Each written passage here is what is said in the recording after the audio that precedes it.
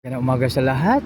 Maraming salamat po sa iyong panahon upang tayo magsama-sama upang pakinggan ang salita ng ating Panginoon. Dito na po tayo sa mga awit 34:9 aking babasahin.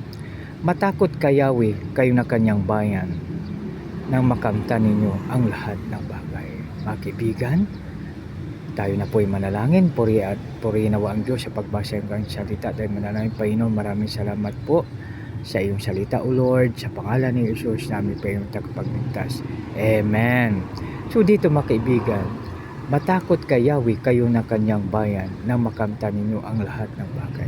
Upang makamtan natin ang kagustuhan ng ating Panginoon na ating makamtan, ang gagawin na po natin ay matakot sa Kanya. Magkaroon po tayo ng takot sa Kanya.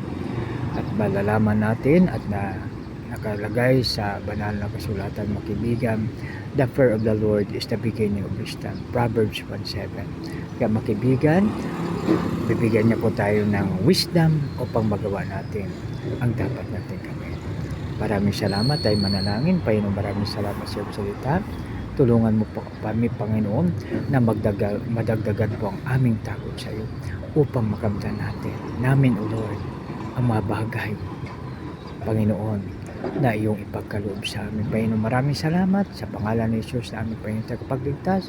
Amen and amen.